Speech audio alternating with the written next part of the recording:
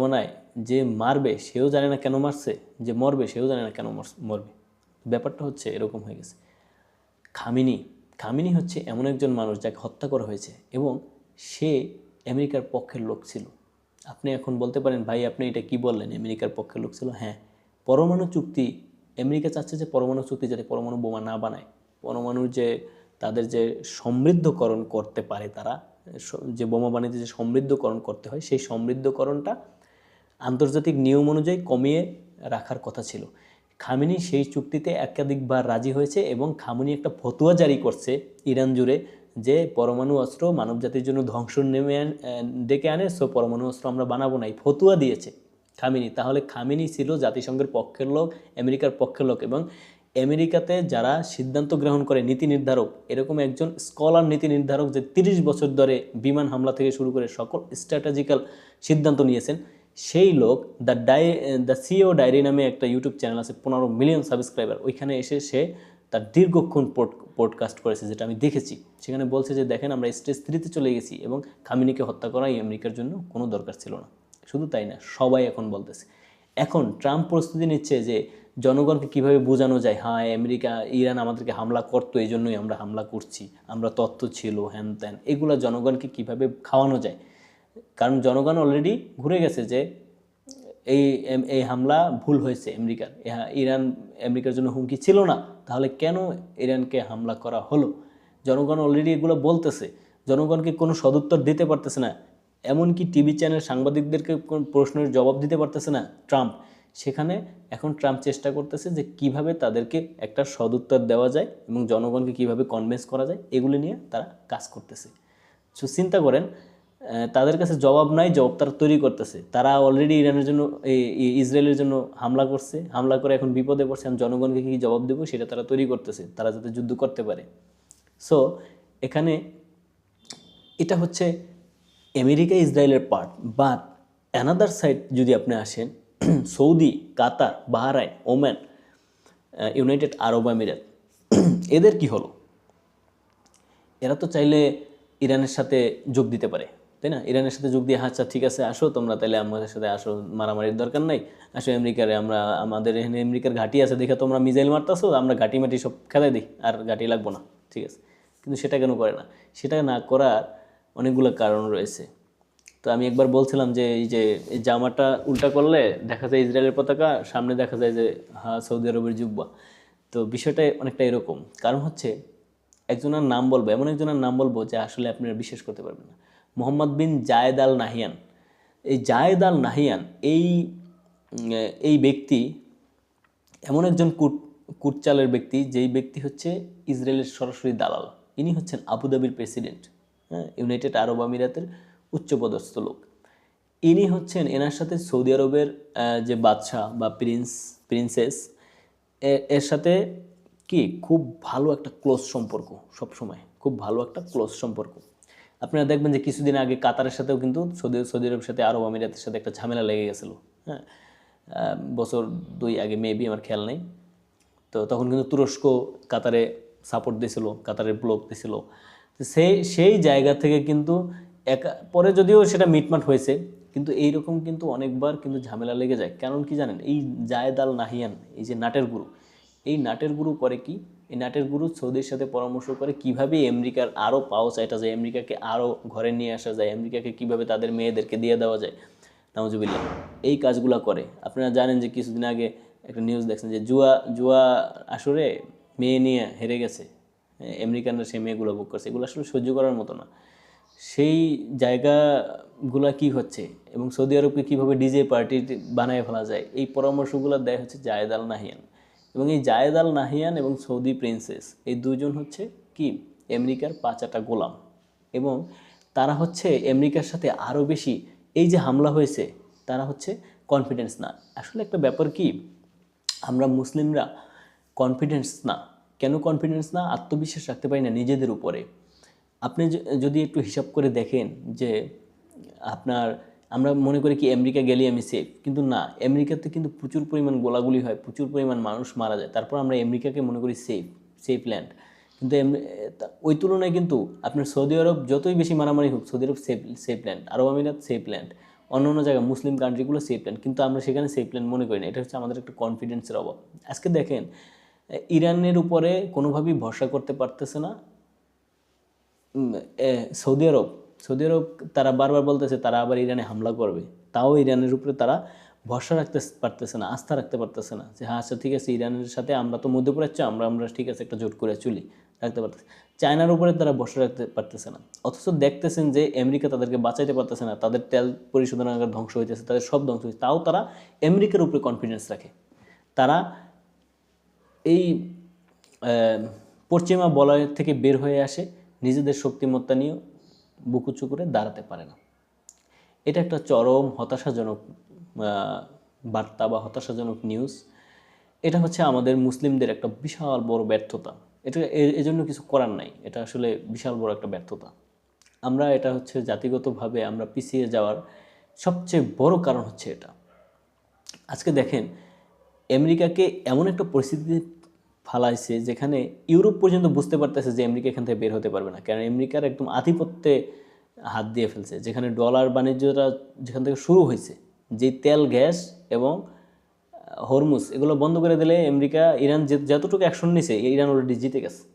এখন ইরানে যদি 5-10 হাজার 50 হাজার মানুষ মেরেও ফেলায়, ওদের বিল্ডিং সব যদি গুড়াই দেয়, তাও লাভ নেই, কারণ ইরান জিতে গেছে এই জন্য যে আমেরিকার মতো এত বড় শক্তির গলা চেপে ধরছে, এবং সে এইভাবে যদি চলতে থাকে যুদ্ধ, 1 বছর পর, আপনি ভিডিওটা রেকর্ড করে রাখেন, 1 বছর পর আমেরিকার অবস্থা মারাত্মক লেভেলে আপনার ক্ষতিগ্রস্ত হয়ে যাবে, এবং আমেরিকা কিন্তু এরকম ধনী রাষ্ট্র আর থাকবে না। তখন চীন বা অন্য কোনো দেশ রাজত্ব করবে, আমেরিকার বিশ্ব রাজত্ব করতে পারবে না। আপনি লিখে রাখেন কেন পারবে না।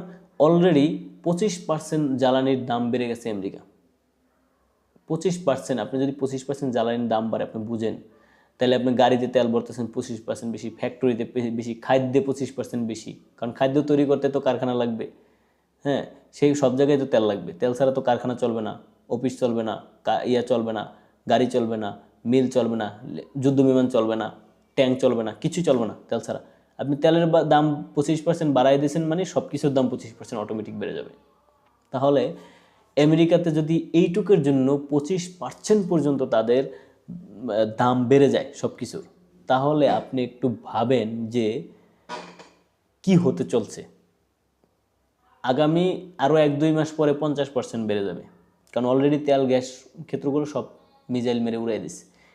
ইরানের তো তেল কেনা লাগবে, ইরান মাটির নিচ দিয়ে উঠে গাড়ির মধ্যে বইরা চালাইব, বিষয়টা বুঝছেন। ইরানের তেল নিয়ে বাঁচবে না। সো ইরান সার্ভাইভ করে যেতে পারবো। ইরানের হয়তো শহর সাইডের লোকজন গ্রামে যাবে, ওই তো ইরান সার্ভাইভ করে যেতে পারবো। ইরান পর্যটনের উপরে নির্ভর করে না, ইরান আপনার আন্তর্জাতিক ইয়ের উপরে নির্ভর করে না, আন্তর্জাতিক লোকজন আইসা তাদের ওখানে বিল্ডিং ভাড়া নেবে, নিয়ে সেই টাকা পাইবে, তারা এটার উপর নির্ভর করে না। অলরেডি তাদের ইকোসিস্টেম চলমান। সো ইরান সার্ভাইভ করতে পারবো, কিন্তু আমেরিকা সার্ভাইভ করতে পারবো না, আপনার দুবাই সার্ভাইভ করতে পারবো না, আরব আমিরাত সার্ভাইভ করতে পারবো না। তারা মারাত্মক লেভেলে ঝুঁকির মধ্যে। সমাধান কি?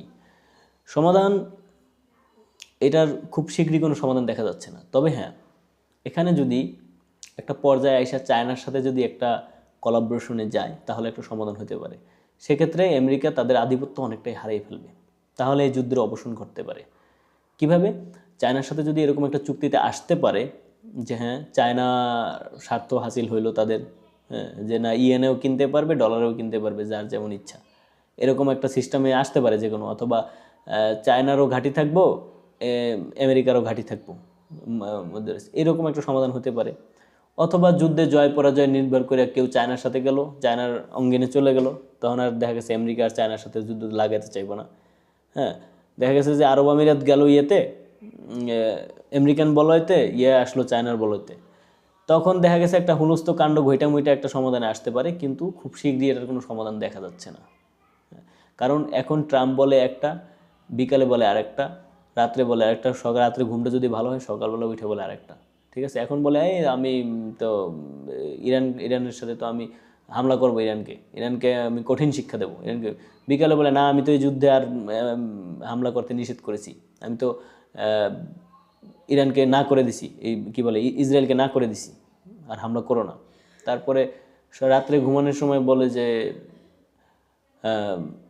আমরা কিছুতেই আর হামলা করব না, আমরা আর যুদ্ধ চাই না, আমরা সমাধান চাই। সকালবেলা ঘুমটা ভালো হইলে আসে, এই কে কী বলতো, আমি সব পুড়িয়ে ফেলবো। এই হচ্ছে ট্রাম্পের অবস্থা, যার নিজের কথার প্রতি নিজের কোনো কনফিডেন্স টোটালি নেই। সো আপনি এই যুদ্ধে কার উপর নির্ভর করবেন? এই যুদ্ধটা একরকম পাগলামিতে রূপান্তর হয়ে গেছে এবং সারা বিশ্বের অবস্থা, এই যুদ্ধে আপনি মনে করেন কি বাংলাদেশের উপরে প্রভাব পড়বে না? বাংলাদেশের উপরে প্রভাব পড়বে। তেল গ্যাস থেকে শুরু করে সারা বিশ্বে এটার চড়া মূল্য দিতে হবে, এই যুদ্ধে চড়া মূল্য দিতে হবে এবং কঠিন অবস্থা সৃষ্টি হবে। আস্তে আস্তে একটা পর্যায়ে এরকম পৌঁছাতে পারে যে যখন আমেরিকা দেখবে যে না সত্যিই তাদের অনেক ইয়ে হচ্ছে, তখন তারা হয়তো সমঝোতায় আসতে পারে এবং এটা একটা ধর্মযুদ্ধে রূপান্তর হয়ে যেতে পারে। অলরেডি এটা ধর্মযুদ্ধ, কিন্তু মুসলমানরা বুঝতেছে না, কিন্তু ওরা ঠিকই বুঝতেছে এটা ধর্মযুদ্ধ। এবং ইউরোপ কিছুতেই এই যুদ্ধে আমেরিকার সাথে অ্যাড হতে চাচ্ছে না।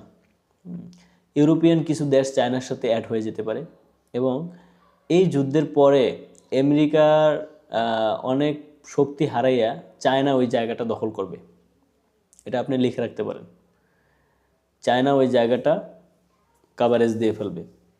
এবং অলরেডি আপনারা জানেন যে ইরান একটা ঘোষণা দিয়েছে যে চায়নার ইয়েন দিয়ে যারা তেল কিনবে তাদের জাহাজগুলা আটকাবে না ইরান, তাদের জাহাজগুলো কোনো প্রকার হামলা করবে না ইরান। তার মানে যুদ্ধটা কোথায় চলে গেছে? অলরেডি আপনার এটা কি ডলার বাণিজ্যের উপরে মারাত্মক লেভেলের হুমকি।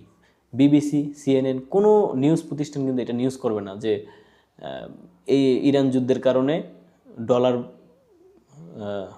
ডলার হুমকির মুখে, এটা কিন্তু কেউ নিউজ করবে না। কারণ নিউজ মিডিয়ার উপরে প্রচুর চাপ। তাদের নিউজ মিডিয়াগুলা সিএনএন, বিবিসি যে নিউজ দেয় তাতে তারা খুশি না অলরেডি। যার কারণে মানুষ এখন চায়নার যে বিভিন্ন মিডিয়া নিউজ এগুলো দেখা শুরু করছে। চাইনিজ মিডিয়াগুলো আস্তে আস্তে গ্রো করতেছে, তারপরে আল জাজিরা গ্রো করতেছে। সো আপনারা জানেন যে একবার যখন কাতারের সাথে যে আরব আমিরাত এবং সৌদির সাথে যে ঝামেলা হলো কয়েক বছর আগে, তখন কিন্তু আমেরিকার মধ্যস্থতায় কাতারকে আর 10টা শর্ত আলটিমেটাম দিয়েছিল। তার মধ্যে একটা হচ্ছে আল জাজিরা বন্ধ করতে হবে। তারা নিউজ মিডিয়াকে কতটা ভয় পায়। সো সেই জায়গা থেকে পরে কিন্তু কাতারকে অনেক তুরস্ক সবচেয়ে বেশি সহযোগিতা করছে। তুরস্ক, রাশিয়া, চায়না সবাই একটা লবিংয়ে কাতার কিন্তু সেই জায়গা থেকে উঠে আসতে পারছিল। কিন্তু এখন যে যুদ্ধ শুরু হয়েছে, এই যুদ্ধ কিন্তু ভাই খুব শীঘ্রই শেষ হচ্ছে না। তো আজকে এই পর্যন্তই, সামনে আবার নতুন কোনো বিষয় নিয়ে আলোচনা করব। তো ইনশাল্লাহ সেই পর্যন্ত ভালো থাকবেন, সুস্থ থাকবেন।